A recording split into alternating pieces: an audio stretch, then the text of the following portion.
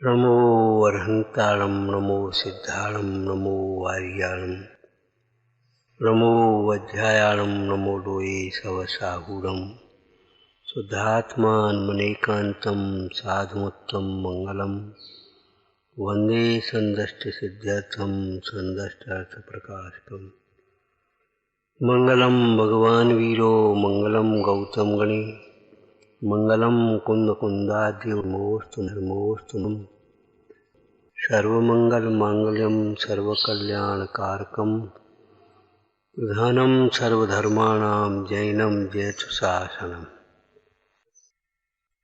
प्रगटे निज अनुभव करे चेतन सत्ता रूप सब ज्ञाता लक्ष्य नमो समय सार से भू जी ध्याया ध्यान गही कम कलंक डही नेत्र निरंजन राणमय परम प्रणवी।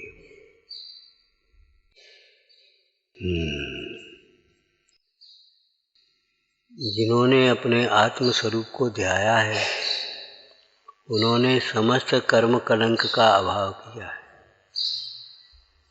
कर्म कलंक का गोमत सार जी में एक बढ़िया अर्थ किया, प्रचुर भाव कलंक।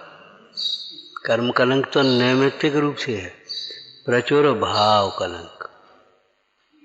प्रसंग याद है? बोलो। समझ में आया ना?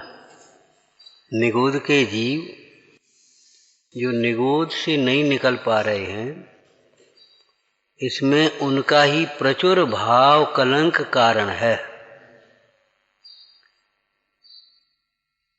दूसरे शब्दों में कहें तो उनका ही प्रचुर मोह कारण है।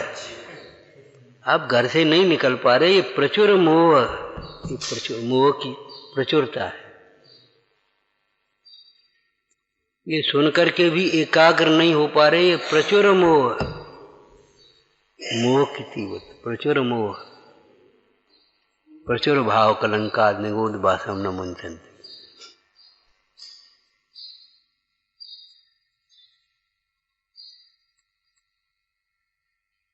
जैसे कोई दोष हो जाए उसे स्वीकार न कर पाए, गलती है और मन में भी जान ली, लेकिन अब स्वीकार नहीं कर पा रहे। तीव्र मान, प्रचुर का तीव्र मान है, ऐसे ये तीव्र मोह है। नियम सार जी टीका करते हुए मुंडाज ने लिखा, अपना सारा महल छोड़ करके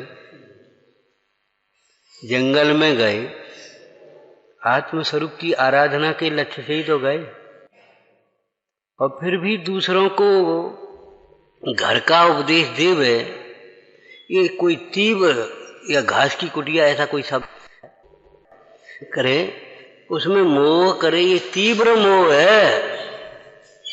घर छोड़ के आए हो जो हमारा कमरा, तीव्र मोह है। ये हमारी चौकी, ये तीव्र मोह है।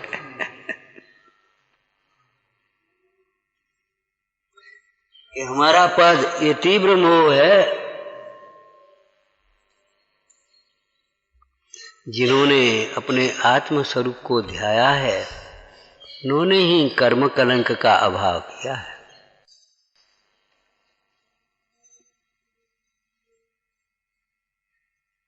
वे ही नित्य निरंजन पद को प्राप्त हुए हैं, सिद्ध पद को प्राप्त हुए हैं, अथवा वे ही परम सुखी हुए, अक्षय सुख को प्राप्त। किसी ध्याया है, जे ध्याया ध्याने गहे कम कलंक डहे। जिन्होंने ध्याया है उन्होंने कर्म कलंक को दहन कर दिया, नष्ट कर दिया, जला दिया। नित्य निरंजन ज्ञानमय, नित्य निरंजन ज्ञानमय परमेश्वर हो गए, उनको हम नमस्कार करते हैं। जिन्होंने ध्याया, किसको ध्याया? अब ये बता, इसका उत्तर ढूंढो, आ जाएगा कि नहीं? भगवान आत्मा किसको ध्याया? बोलो, उनको ध्याया। वह सिद्ध पद तो आराधना का फल है, साध्य है, ध्यान का फल है, साध्य है।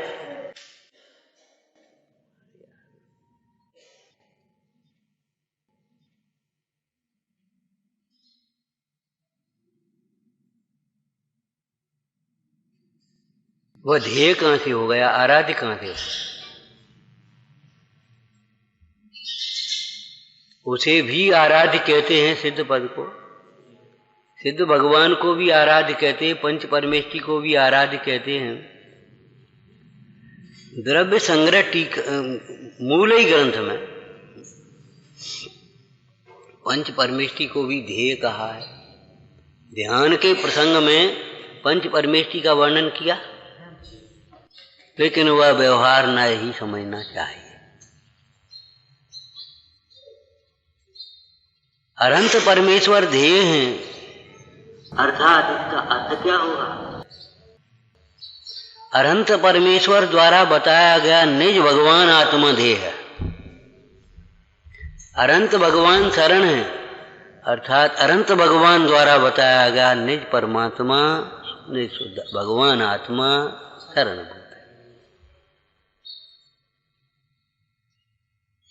कल एक सामान्य बात कही थी, भगवान आत्मा सर्व दोषों से रहित है। होमवर्क कुछ किया कि नहीं किया, ये तो बताओ पहले। क्या किया बोलो, बताओ क्या किया? कोई दिक्कत नहीं, बोलो।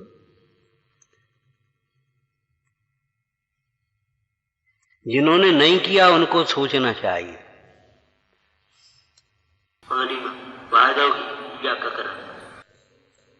प्रशंसा कर करके रह जाएं इतना पर्याप्त नहीं है, उसे हृदयंगम करना चाहिए। लेकिन हम ये कह रहे उसका होमवर्क किया। दोष माने क्या? भगवान आत्मा सर्व दोषों से रहित माने क्या हुआ? भगवान आत्मा मोह से रहित है, निर्मोही तत्व है। आत्मा के आश्रय से मोह का भाव होता है। आत्मा को भूलना तो मोह है, आत्मा को नहीं जाना, घर छोड़ देने से मोह नहीं छूट जाएगा। शास्त्र पढ़ने से मोह नहीं छूट जाएगा। व्रत तपस्या करने से मोह नहीं छूट जाएगा, बल्कि नया मोह उत्पन्न हो गया। मैं ज्ञानी, मैं तपस्वी, मैं त्यागी, मैं धर्मात्मा, ये मोह। क्या कहा? भगवान आत्मा शाश्वत धर्मी है, स्वधर्मी है। भगवान आत्मा के आश्रय बिना मैं धर्मात्मा मानता है, ये महामोह है। चाहे वो धार्मिक क्रियाओं को करके मोह मानता हो, चाहे पढ़ लिख करके धर्मात्मा मानता हो, धार्मिक क्रियाएं करके चाहे धर्मात्मा मानता हो, चाहे पढ़ लिख करके धर्मात्मा मानता हो। ज्ञान पक्ष, क्रिया पक्ष, पश्चात्क्रांत हुए बिना क्या है? आपको कहा था इस प्रसंग में, याद है कुछ? ज्ञानी को ज्ञान होता है, ज्ञान पक्ष नहीं होता। ज्ञानी को क्रिया होती है, क्रिया पक्ष नहीं होता।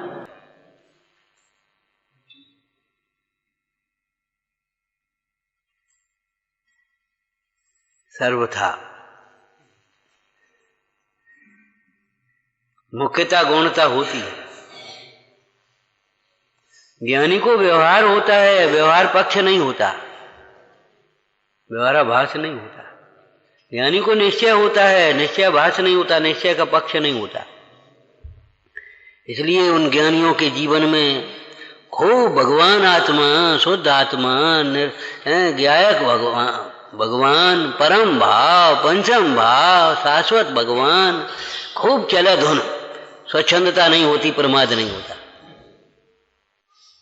प्रमाद उस निश्चय के आश्रय से थोड़ी होता है। निश्चय को जाने बिना निश्चयाभास की क्या परिभाषा की?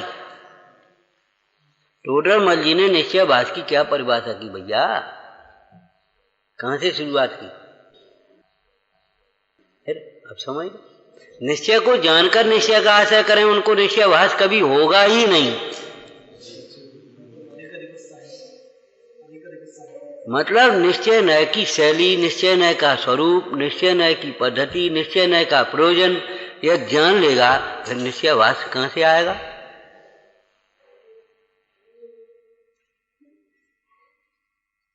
जैसे चरणान योग में प्रवचन सार जी में ही आया, चरणान योग चूलिका में, जिनको देह ही परिग्रह कहा और सो देह के प्रति भी जो तुम्हारा संस्कार क्रिया है, श्रृंगार करना, नहाना, धोना, संभालना, पहनना, ओढ़ना, ये सबसे रहित हो गया। संस्कार रहित, यथा जात मुद्रा, संस्कार रहित। जब देह को ही परिग्रह कहा तो अन्य परिग्रह कैसे हो सकता है? समझ में आया ना? कैसे हो सकता है? तो विचार करो, जिसको शुद्ध आत्मा का आश्रय हुआ उसे ये भाषित हो गया कि मैं हूं। अब बताओ उसको दूसरा ये कैसे लग सकता है ये मैं हूं? कहीं एक का अहम दो में होता है? किसी का अहम दो में तो नहीं हो सकता। जब तुम अपने एक नाम रख लिए, उस नाम को मानते हो, तो ये बताओ दूसरे नाम को तुम अपना कैसे मानोगे?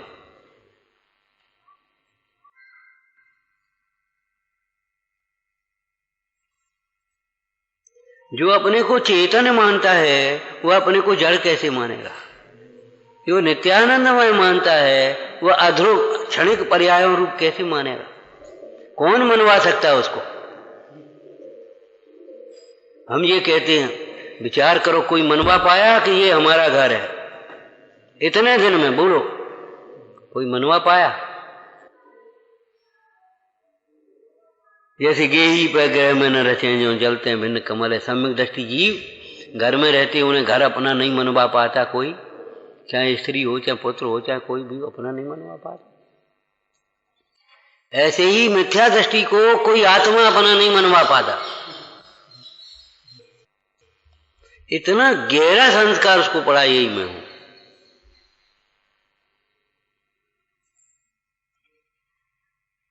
उसे आत्मा की चर्चा सुने, कऊ और की बात होगी, दोषों की चर्चा, कऊ और में ये दोष होंगे।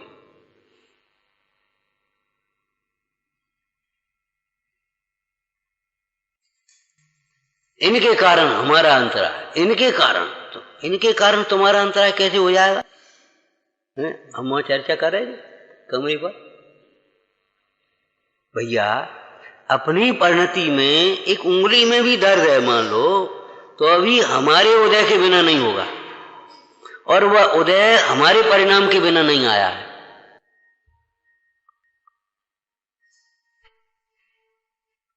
और उस दर्द का कारण वर्तमान का मोह होगा, वर्तमान में उपयोग जुड़ा होगा तभी दर्द हो रहा होगा। वर्तमान में उपयोग नहीं हो तो क्या बताओ, कौन दर्द का वेदन कराएगा? तुम्हें जरा सी उंगली में एक फुंसी हो गई या जरा सी वो हो गई तो दर्द हो रहा है।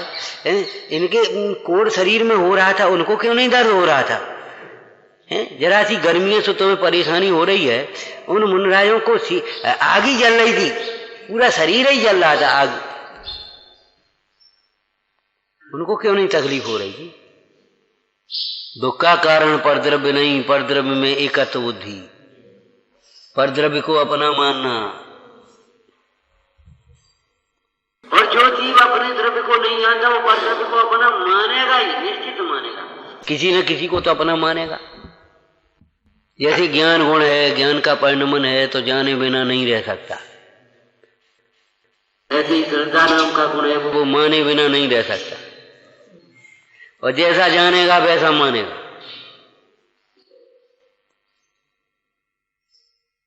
भ्रम का कोई आधार नहीं होता, और भ्रम दूर करने का भी समय आ गया, अपने आप भ्रम दूर हो जाता है। कोई पुराण का दृष्टांत बता, तब तक हैं? बोलो भाई, पुराण का दृष्टांत बोलो। शेख सुदर्शन का क्या हुआ?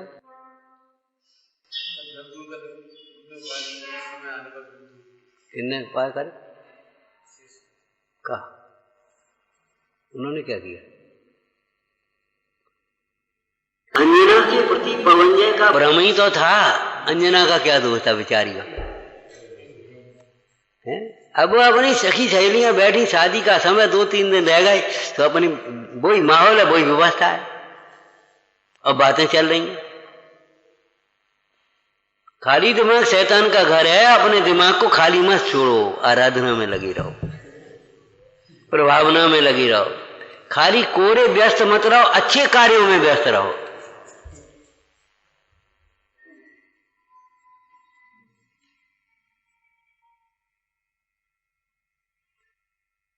और उनका मन आ गया अंजना को देखने। अरे तो अब 2-3 दिन रुक जा, नहीं अभी चल रहे। तो मित्र के साथ पहुंच गए और वहां उसी समय चर्चा हो रही। बताओ, जैसा होनहार होता है तैसी बुद्धि हो जाती है, तैसे ही निमित्त बन जाते हैं। अब वो प्रस्थ कह देता, मित्र कह देता हम नहीं जा सकते, लेकिन उन्हें चलो छिप के देखेंगे। अब वो पहुंच गए और छिप करके बैठ गए और उस समय चर्चा चल गई। कैसी चल गई बताओ? वो सखी कह रही है, क्या उसका नाम मिश्र केसी लिख दिया, क्या लिख दिया? वो कह रही है बताओ, अंजना का विवाह पवनजय के साथ किया। अरे विद्युत प्रभु के साथ करते वो उसकी बात ही अलग थी, लेकिन किसी ने कहा वो विद्युत प्रभु बैराग लेकर चला जाएगा। सो अरे विद्युत प्रभु के साथ थोड़ा ही दिन का समागम बहुत था। विद्युत कहाँ पवनजय, कहाँ और पवनजय को आग लग गई, हमारी निंदा करे।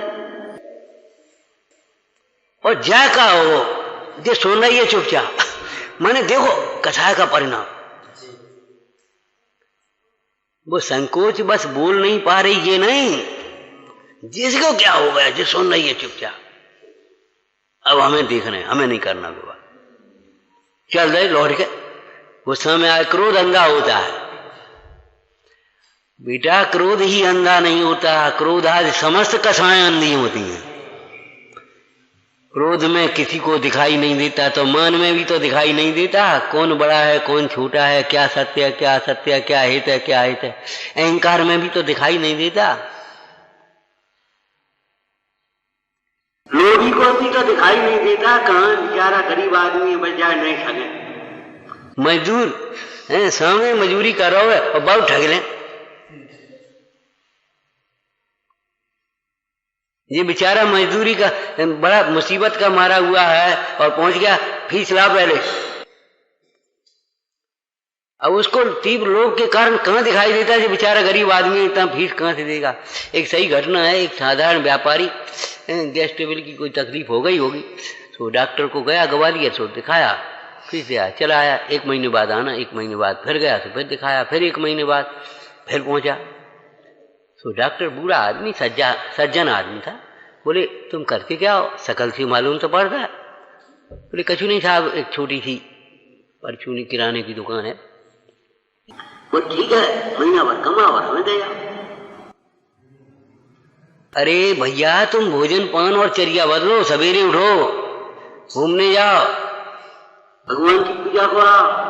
अब तो ये हम तुम्हारी बाधाओं को लेते। वो डॉक्टर क्या कहेगा बेचारा क्यों, जब यहाँ आओगे तो सवेरे जल्दी नहा लोगे, सबरी गर्मी छट जाएगी, समझ में आ गई। और फिर यहाँ आओगे चल चल करके जल्दी जल्दी, चलो प्रचार करना, चलो पूजा करना, तो अपने आप घूमना हो जाएगा। और 4-6 बजे धोख देंगे तो आसन हो जाएंगे सबरी। बताओ, अलग से थोड़ी करना पड़ेगा। आत्मा की आराधना करने वाले आराधकों को शरीर के लिए अलग से कुछ भी नहीं करना पड़ता, ना अलग करने का कोई अभिप्राय होता है। ये अलग से दिखने का और अलग से करने का तो तीव्र अहंकारी का परिणाम होता है। अलग से करो, अरे सबके संग में अपन मिले, आप अपने आप अलग हो जाओ, विशिष्ट बन जाओ। आपको कहा था ना, विशेष वीआईपी कौन होता है? जो सामान्य की में समर्पित होता है। वो प्रधानमंत्री या मुख्यमंत्री या फलाना नेता आया और आकर के भीड़ में घुस गया, और दादा और अम्मा और चाचा और भैया और बेटा, और भैया बड़ा सरल आदमी हो गया, विशेष के नहीं हो गया। और वो अपने अलग से गए और जी मिलने गए, कौन कहां से आ गए, हमने कहा अरे भैया बड़ा घमंड हो गया इसको, मंत्री क्या बनेगा जो किसी को घिनता ही नहीं है। अब बताओ क्या हो, समझ में आ गया?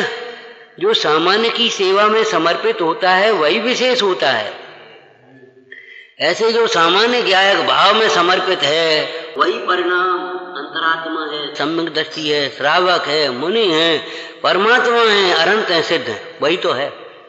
सामान्य से विमुख परिणाम मिथ्या दृष्टि है, अज्ञानी है, असंयत है, निगोदिया है, तिर्यंश है, नारकी है, देव है, मनुष्य, संसारी है। कौन? जो अपने सामान्य तत्व से, स्वभाव से विमुख है।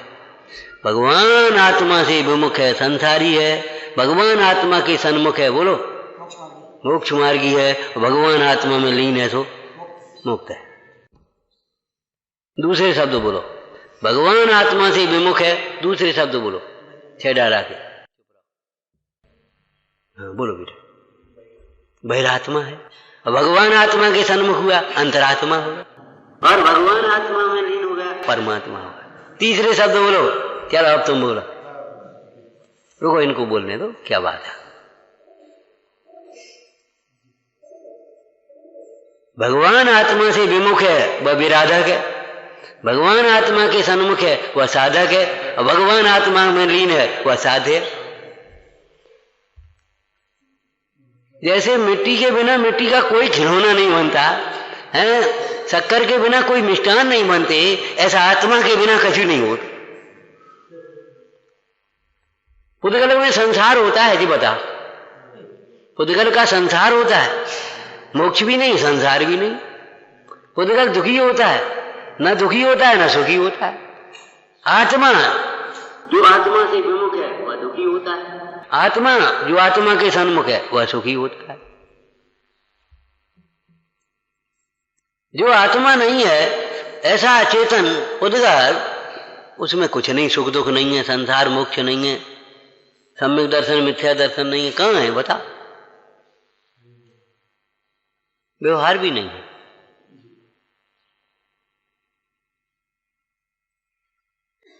आज का वाक्य समझ में आया? भगवान आत्मा मोह से रहित है, निम्मोहो निम्माणो, मूल गाथा है नियम सार जी की। भगवान आत्मा मोह से रहित है, निर्मोही है। उस आत्मा के आश्रय से मोह कैसे उत्पन्न हो? चलो समयसार जी की टीका में से बोलो लाइन। समयसार जी की टीका में से ये लाइन बोलो, मैंने निज रस से ही मोह का भाव कर दिया है, इसलिए अब कोई परमाणु मात्र भी मुझे मोह उत्पन्न है। किलकारी मारता हुआ बालक मोह उत्पन्न नहीं कर सकता, गोद में रख दिया उसने। वज्र कुमार छोटा बच्चा था, उसको गोद में रख दिया उसकी मां, ले हमारा अपने लड़के को, हम तो ये चले। वो चली गई, और उनको ये विकल्प नहीं आया ये हमारा लड़का है, मैं इसका पिता हूं। क्यों? अंतर में धुन चल रही थी, मैं ज्ञायक भाव हूं, मैं तो अमूर्तिक आत्मा हूं। और ये चिंता नहीं हुई अब ये कब का हो बता। वो मां भी छोड़ करके चली गई इसको, अब ये कैसे पलेगा पूछे।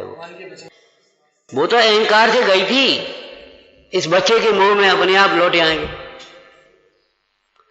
लेकिन बच्चे का मोह उसको ही होता है जो अपने को ज्ञायक भाव रूप नहीं देखता। जो अपने को ज्ञायक भाव रूप देखता है उसको कहां से मोह उत्पन्न हो सकता है? और जब मोह नहीं हो सकता, चिंता कैसे हो सकती है? इसको कौन पालेगा? अरे कौन पालेगा? मां गोद में रहते हुए बालक को क्या मां पालती है?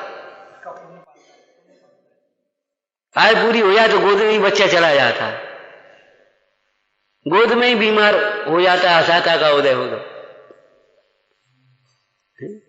तुम्हारे इतिहास में ऐसे दृष्टांत उठा करके फेंक के चले गए, रास्ते में ही जन्म हुआ, उठा करके ऐसे फेंक करके चले गए झाड़ी में, और जब उधर से लौटे तो देखे बच्चे के ऊपर मधुमक्खी का छत्ता सुबह टपक रहा, बच्चा खेला। कौन था बता? कौन? छत्रसाल।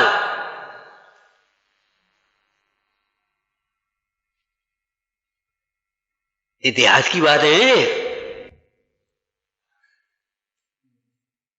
प्रद्युम्न कुमार को ऐसा पत्थर धधा ऊपर, अपने आप मर जाए, और पत्थर से सांस लेने से शिला हिल रही थी और ऊपर विमान रुका, नीचे उतरा और विद्याधर आया हो और रानी आई, ले गई उसको पालने के लिए। इस वज्र कुमार को कौन पालेगा ये विकल्प तुम्हें चिंता करने की जरूरत नहीं है। अरे तुम आयु काल पूरा हो गया, तुम जाओ अपने समाधि करके शांति से। यहां कौन संभालेगा ये मत देखो, संभालने वाला आएगा।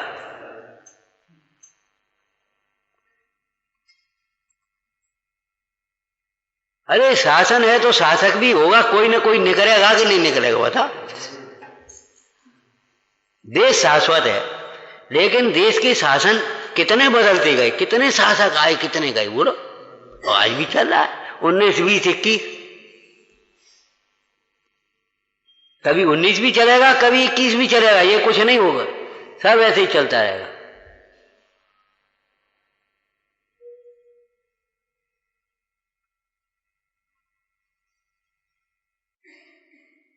उस बच्चे का भाग्य तो ऐसा था कि उस जहां जन्मा था वहां तो उसके लायक सामग्री ही नहीं थी, सामान्य घर में जन्मा था और उसका पालन पोषण होना था राजकुमार की तरह। तो वो डाल गई थी कि उसको उसके पुण्य में पहुंचा दिया था, जी बता। और वो विद्याधर राजा आया, उसने देखा, वज्र कुमार को ले गए और वहां राजकुमार की तरह पल रहा है। जीवनधर कुमार का जन्म कहां हुआ था? हैं? शमशान में जन्म हुआ, सो आंखों में आंसू आ गए। हालांकि शमशान में भी देवी दाय बन करके आ गई थी, उसने उसकी प्रसूति कराई थी। आंखों में आंसू आ गए विजय रानी के, बेटा आज तू महल में जन्म होता, बाजे बज रहे होते, सब नगर में उत्सव हो रहा होता, का कहें अब जाको का होए। घबराओ नहीं, तुम इसको यहां रखो और तुम हटो, इसका पालन पोषण होगा, राजकीय पालन पोषण होगा उसी तरह ढंग से। और गंधोत का सेठ आया, उसने उठाया, ले गया और खुशी मनाने लगे। काष्टांगार समझा मेरे राजा होने की खुशी इनको है और को कहे नहीं, तो बहुत प्रसन्न, राजकीय उत्सव कर दिया उसने, नगर सेठ बना दिया उसको। अब बताओ क्या करें बोलो। थोड़ी देर में कोई पाप किया होगा, उसका उदय आ गया, सो स्मशान में पहुंच गया। बाद बाकी बताओ, एक धनु स्मशान में नहीं रहा। इसलिए थोड़ी देर भी मन में खोटा विकल्प आ जाए तो उसका प्रायश्चित कर लेना तुरंत। रोग का इलाज जल्दी करना, ऐसे ही दोष का प्रायश्चित भी जल्दी से जल्दी करना, देर मत लगाना। बताओ कहां गया? क्या सुंदर चर्चा लिखी है पंडित जी ने, सदा सुखदास जी ने। करना नहीं क्या? कर्म सारी विधि मिला दी है, कर्म सारी विधि मिला दी है, बाहर की तुम अपनी विधि मिलाओ। क्या कहा? तुम अपनी विधि मिलाओ, तुम अपने ज्ञायक भाव को पहचानो। और नहीं तो जिसका वियोग हो गया उसके प्रति भी मोह नहीं छूटता। आज को हो तो एक तो बड़ो होगा, हो तो फलाना हो गया होता है, पैसा हो तो आज को हो तो इतना बढ़ेगा, हो तो इतना होगा, हो तो जो छूट गया, जिसका वियोग हो गया, उसके प्रति मोह आ रहा है, उसकी याद कर करके दुखी हो रहा है। और ज्ञानी के सामने है, उसको मोह नहीं आ रहा। तो मोह का कारण परद्रव्य के प्रति मोह का कारण परद्रव्य नहीं, परद्रव्य के प्रति मोह का कारण अपने स्वभाव को न जानना है। खेडाला की एक शब्द बोल दो, इन बच्चों को भी याद होगा। भूल आपको, भूल आपको, मोह महामद पियो अनाज। क्या है मोह? के भूल आपको। परद्रव्य के कारण मोह होता भी नहीं और परद्रव्य छूटने से मोह छूटता भी नहीं। और जब मोह नहीं छूटता तो मोह से होने वाले दुख कैसे छूट जाएंगे? ये बता, दुर्विकल्प कैसे छूट जाएंगे?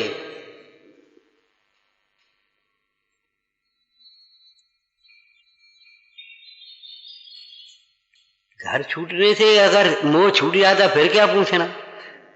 अनेकों पशुओं के तो घर ही नहीं होता।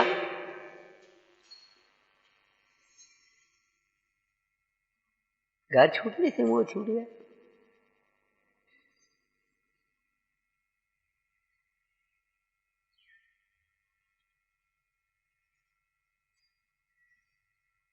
मेरा मोह माने मेरा पना, मेरा पना।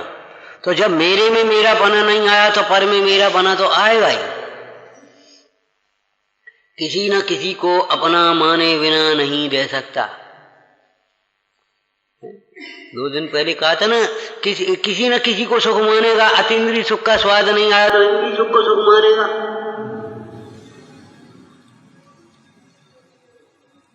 और नहीं तो ज्ञानी से मनवा के देख ले सुख है कि नहीं है। कोई कहानी की लाइन बोल दो। भले भरत इस वैभव को छोड़ नहीं पा रहा, राग नहीं छूटा अभी इतना, लेकिन यहां रह करके गौरव का अनुभव तो नहीं कर सकता। तुम तो अपना मान ले। अपना कैसे मान ले? एक बच्चा अनाथ, अब उसको किसी ने उठाया, पाला। पालन पोषण कर सकते हैं, बहुत अच्छी तरह कर सकते हैं, खूब अच्छा ध्यान रख सकते हैं, लेकिन अपना कैसे मान सकते? बोलो, अपना नहीं मान सकते। कबू कोई बात हो तुझे ही कहे, क्या करें, अपनो अपनो ही हो तो है। अब कौन अपनो भैया? अपनो का जोर है। माने मोह वही अपना अपना अपना अपना कौन मनवा सकता अपना? इतिहास का दृष्टांत बोलो बच्चों, बहुत प्रसिद्ध है इसलिए पूछ रहे। पन्नाधाय, पन्नाधाय का नाम तो सुना ही है। राजकुमार की रक्षा के लिए अपने पुत्र का बलिदान कर दिया। राजकुमार की सैया पर उसको सुला दिया, राजकुमार को निकाल दिया, उसको मार। माता पुत्र को, बता, राजकुमार की राजवंश की रक्षा के लिए अपने पुत्र को मार दिया। क्या पन्नाधाय से ये कोई मनवा सकता है ये मेरा पुत्र है राजकुमार? कर्तव्य का पालन कर लेना अलग बात है, लेकिन अपना मानना अलग बात। पैसा दे सकते हो, सेवा कर सकते हो, झाड़ू बहार कर सकते हो, ताला लगा सकते हो, सब कर सकते हो, अपना तो नहीं मान सकते। कौन अपनो काम है? मैं क्या करना?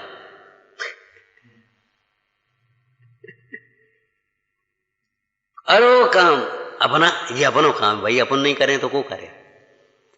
धार्मिक कार्य में कोई काम प्रसंग ऐसा बन गया तो हमने कहा भैया सबको प्रेरणा करो, सबको बुला, सबको करो। बोले देखो साहब अपने बस की नहीं है। कौन अपने लड़का को ब्याह तो हम घर घर बोलोगे देते फिर, हमारे बस की नहीं है। जिन्हें आने हो जाओ, नहीं आने मत आओ। कौन हमारे लड़का को ब्याह? 2 दफे उन्होंने कहा कौन हमारे लड़का को ब्याह? हमने बेटा लड़के का विवाह तो पाप भाव है। वो तो लोग व्यवहार की बातें हैं। वहां तो तुम बुलंदा देोगे, हाथ जोड़ोगे, सब सेवा करोगे, सब देखोगे, भारोगे अकेले, और तो हाथ जोड़ोगे तो पाप ही तो बनेगा। ये धर्म का कार्य है, उस लड़के के विवाह से ज्यादा बड़ा काम है। सच पूछो तो यही तो अपना काम है, वो तो उपाधि है।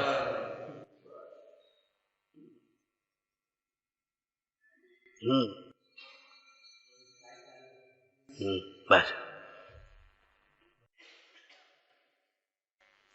समझ में आया ना? कौन अपनो काम है? उनको क्या करना है? अपन को अपना हित करना है। तो भगवान आत्मा मोह से रहित है। आत्मा के आश्रय से मोह का अभाव होता है। इसका क्रम बताओ। जब आत्म कल्याण की भावना जगे तो मोह मंद। आत्म तत्व की चर्चा को सुने तो और उपदेश को सुने तो और मंद होता है। उस उपदेश का चिंतन करे तो और अधिक मंद होता है। उस आत्म स्वरूप का आत्महितकारी जो उपदेश है ना, गुरुओं के कहे हुए अर्थ का अंतरंग में बारंबार विचार करे तो मोह मंद होता है। आत्म स्वरूप को दर्शाने वाले भगवान पंच परमेष्टि का दर्शन करे, भक्ति करे, बचन, मोह मंद होता है। भेद ज्ञान करते हुए, तत्व विचार करते हुए मोह मंद होता चला जाता है और स्वानुभव में मोह टूटता है, दर्शन मोह। आत्म प्रतीति होने पर दर्शन मोह का अभाव होता है, उसके साथ अनंतानुबंधी का अभाव होता है, और उसके साथ ही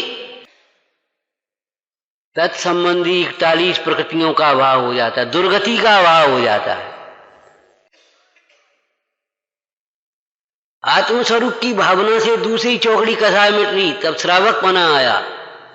आत्म की भावना के बल से ही 3 चौकड़ी मिटती, तब मुनिपना आता है। और आत्मस्वरूप में लीन हो जाने से सर्व कसायों का अभाव, सर्व मोह का अभाव, माने दर्शन मोह का भी अभाव और चारित्र मोह का भी अभाव, सर्व मोह का अभाव। जैसे रोग की दवा होती है, बुखार टूटे और फिर बुखार के अंश रह गए, तुम तो जेल ले जाओ, 1 महीना रह गए, अंश निकल गए, बिल्कुल खत्म, स्वस्थ हो गया। ऐसे इस मोह का अंश भी, मिथ्यात्व का अंश भी नहीं रहता, कसाय का अंश भी नहीं रहता। ज्ञानियों के कसाय को कसाय नहीं कहा, कसायांश, रागांश, रागांश के उदय से पढ़ा है ना आचार्य भगवान के पंचवेष्टि की परिभाषा में, रागांश के उदय से।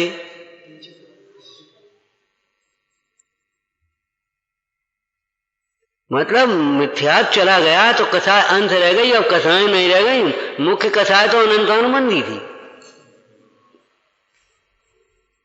संकल्प भी हिंसा का त्याग है, उसको हिंसक नहीं कहेंगे, आरंभी हिंसा बरतते हुए भी हिंसक नहीं कहेंगे। हिंसक तो उसको कहेंगे निर्दय परिणाम है जिसके, मारने का अभिप्राय ही है जिसका, उसको हिंसक कहेंगे।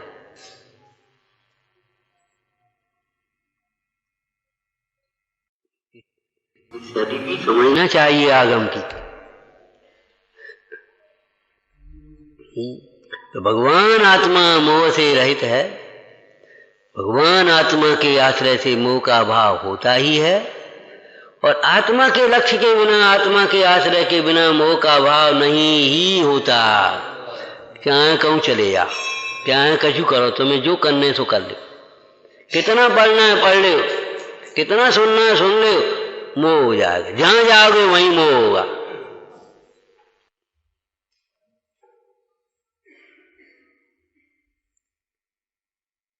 पढ़ा था 2 दिन पहले, आत्म स्वभाव को जाने बिना, आत्मज्ञान के बिना जीव या देव गुरु की भक्ति के बिना कोई सुखी नहीं होता, कहीं सुखी नहीं होता, कभी सुखी नहीं होता, किंचित सुखी नहीं होता। पहले जातम ज्ञान बिना सुख लेश न पायो, और नहीं पायो न पाओगे। भटकते रहना, भटकते रहना और अपने को अकड़ते रहना, मचलते रहना। समझ गए क्या कही? पाने के लिए मचलते रहना, पा करके अकड़ते रहना, भटकते रहना। आत्मज्ञान के बिना जीव सुखी नहीं ही होता, मोह का अभाव नहीं ही होता। जहां जाओगे वहीं मोह होगा।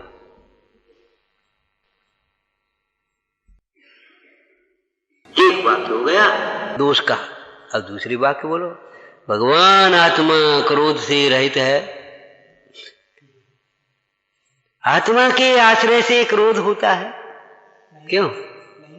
बता कैसे हो जाएगा, करके बता। कोई आत्मा समझो और क्रोध गुस्सा करके बता। आत्मा समझने से आनंद होता है, ठीक है ना। अब आनंद होता है तो अनिष्ट की कल्पना कहां से आएगी? गर्मी में आप लेटे थे, बैठे थे, एकदम ठंडी सी अच्छी हवा लगी, ये कहां की बुरी हवा आ गई, ऐसा लगता है कहीं?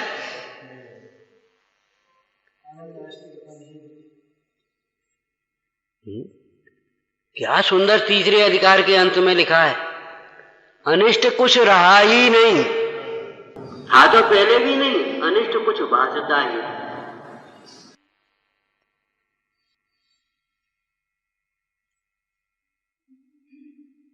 कहां अनिष्ट भास है? नहीं कोई। पूजा में है क्रोध बैर उत्पन्न न होई। तहां अनिष्ट भाषा नहीं कोई। अरे अनिष्ट तो इसलिए भाषा, तुमने ऐसो करो, तुमने ऐसो करो, अरे तुमने करो ही नहीं है तो अनिष्ट कैसे भाषेगा? अमूर्तिक प्रदेशों का पुण्य, उससे कुछ कहा ही नहीं है, उसके ऊपर उपसर्ग किया ही नहीं है, उसमें से कुछ छीना ही नहीं है, उसको कुछ दिया। अब अनिष्ट की कल्पना होगी कैसे, ये बता? अपनी जेब देखो और जैसे कि तैसे रुपया रखे, तुमने 100 रुपया निकाल लाए, ये कल्पना हो कैसे सकती? जब हमें कम हो तो 100 इन्हें निकाल लाए हुए, यही थे तुम्हें हम छोड़ गए थे कमरा, तुमने मैं 100 के निकाल लाए। अगर पूरे के पूरे दिख रहे वहां तो बताओ, ये कल्पना हो सकती है? इन्हें 100 निकाले, इन्हें नहीं तो बिन्ने निकाले हुए, उन्हें नहीं तो उन्होंने निकाले होंगे, ये कल्पना हो सकती है? तो आत्म स्वभाव के आश्रय से आनंद होता है। आनंद में अष्ट की कल्पना, अनिष्ट की कल्पना, अनिष्ट की कल्पना तो उसको होती है जिसके आनंद में बाधक दिखता है। ये कहां से आ गया बीच में? यानी सब लोग काम बिगाड़ दो। रावण सीता को उठा करके ले जा रहा था, जटायु आया, उसने अपने चोंचे मारना शुरू किया, फड़फड़ाना शुरू किया।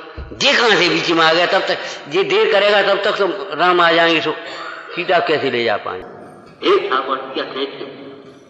नीचे गिर गया। तो जटायु में अनिष्टपना कैसे लगा? कि सीता में इष्टपना लगा और सीता को ले जाने के लिए वो तैयार था और उसमें ये बाधक हो गया, इसलिए अनिष्ट लगा। तो हमारे सुख में जो बाधक दिखता है वो उसे अनिष्ट, वहां अनिष्ट की कल्पना होती है। और बाधक साधक इंद्रिय सुख में होंगे सो भी तुम्हारे कर्म मुख्य होंगे, मुख्य रूप से। अब बाहर के तो निमित्त मात्र होंगे। अब वो तो अनिष्ट की कल्पना छोड़ दो, आत्मस्वरूप के आश्रय से होने वाले आनंद में तो कोई बाधक होता नहीं। यदि मान लो व्यवहार न ऐसे कहना ही हो तो तुम्हारे सुख में बाधक कौन है? तुम्हारा ही मोह तुम्हारे सुख में बाधक है और कोई बाधक नहीं। ये मोह ही दुखी अपने सुख को वेदन नहीं करने दे रहा। प्यार करो। एक दृष्टांत सुनाया था घर का पुराना। स्त्री को बहुत जोर से भूख लगी और भोजन तैयार कर दिया उसने। अब वो इंतजार कर रही है पति आया तब भोजन करें। अब पति को कोई काम लग गया तो वो बड़ी देर में आ पाया। अब वो भूखी कुड़कुड़ा रही थी बेचारी। आए, इतनी देर कर ली तुमने, हम तो भूखों मर गए, परेशान हो गए। तो तुम खा ले। अब हमें काम लग गया नहीं आ पाए तो तुम खा लेती। तुम्हें मने कौन ने करी थी बता? हम तुमसे 10 दफे कह चुके, देखो भाई हमें लेट अबेर हो जाते, तुम तो अपने खा ले करो। अब तुम 100 दफे कहो, 10 दफे का 100 दफे कहे, बता कौन रोक रहा है? भोजन तैयार है, कोई तालो लगो है, हाथ नहीं है, बता कौन रोक रहा है? अब तुम तो कह दी दो। अब झुंझला करके वो स्त्री कहे तुम तो कह दी दो, हम क्या करेंगे बताओ? पति के प्रति का जो अनुराग है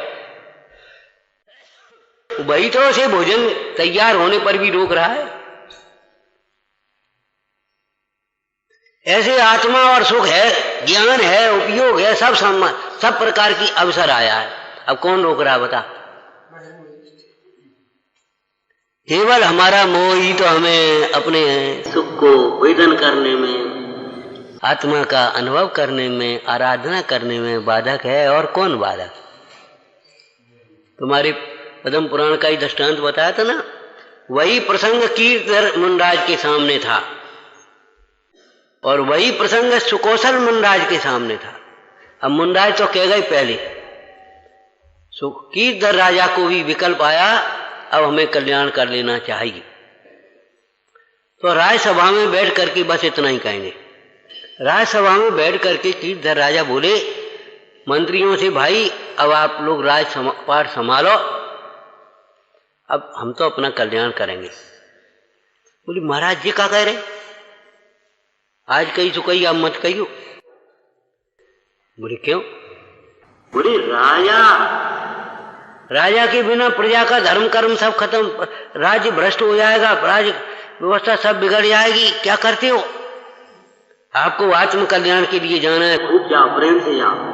लेकिन जिस प्रकार तुम्हारे पिता तुमको राज्य दे करके गए, उसी प्रकार तुम हमें राजा दे करके जाओ, मैंने अपने पुत्र को राज करके जाओ। फिर जाओ, वो मना कर रहा हूं। अब कीर्दर बेचारे चुप बैठे, सोचने लगे क्या करें। बात तो इन्हों की सही है। देखो मोह राग, बात तो इन्हों की सही है, राजा बिना कैसे काम चले। ठीक है भाई, तो अब हम प्रतिज्ञा कर रहे, जिस दिन पुत्र का मुंह देखेंगे उस दिन दीक्षा ले ले। मैंने पुत्र होने के बाद चले जाए। रुक गए कि नहीं रुक गए? अब सुकौशल मुनिराज जब हो रहे थे राजा, तब उनके सामने भी पुत्र नहीं था। अभी तो दौड़ के वहां पहुंच ही गए थे। जब पहुंच गए थे तो वहीं सब लोग पहुंच गए और उन्होंने दीक्षा की जो याचना की, तो मंत्रियों ने फिर अपना घेरा डाल दिया। महाराज क्या कर रहे? राजा तो दे जाओ हमको, बाद बाकी सब व्यवस्था हम करेंगे, राजा तो दे जाओ। क्या किया उन्होंने बता? रानी के गर्भ में जो बालक है उसको तिलक कर दिया। अब लड़का है कि लड़की है का पतो, का पतो। अब किसकी हिम्मत है पूछे महाराज लड़की वही तो हो सकती है कि नहीं हो सकती, वो कोई बात नहीं है। लड़का है लड़की, वो कोई मतलब नहीं है। हमारा मतलब ये है उन्होंने अपनी भलाई तो टाली, उनका मोह इतना टूट गया, इतनी कसाएं टूट गई, तो अब उनको नहीं रोक रहे तो कौन रोकेगा? रुकता है तो अपने राग से, राग नहीं टूटा तो रुका है, और राग टूट गया तो कौन रोकेगा? जैसे आयु पूरी होने वाले के शरीर में एक क्षण भी कोई रोक नहीं सकाता। अनेकों दवाएं, डॉक्टर, वैद्य, मंत्र तंत्र, देवी देवता एक क्षण भी शरीर में रोक नहीं पाते। ऐसे जिसका मोह टूट गया उसको संसार में फिर कौन रोकेगा? भगवान आत्मा मोह से रहित है, आत्मा के आश्रय से मोह का भाव होता ही है। भगवान आत्मा क्रोध से रहित है? आत्मा के आश्रय से क्रोध का भाव होता ही है, अर्थात क्रोध उत्पन्न होता ही नहीं। इसलिए जब जब क्रोध आए तब तुम ये सोचना मैं आत्मा हूं, बस, और कछु मत सोचो। अब करके बताओ क्रोध किन के प्रति कर रहे, काय के लिए कर रहे, का हो रहा हो? फिर करणानियोग चरणानियोग की बातें सब अलग है, वो तो मोह को क्रोध को मंद करने वाली हैं, लेकिन ये उत्पन्न ही नहीं होने देगा। सर ये सूत्र है, इसका प्रयोग सब भगवान आत्मा निष्पाप तत्व है, आत्मा के आश्रय से पापों का अभाव होता ही है। आत्मा के आश्रय से हिंसा किसके लिए करेगा? झूठ किसको बोलेगा? चोरी क्यों करेगा? बोलो क्यों करेगा?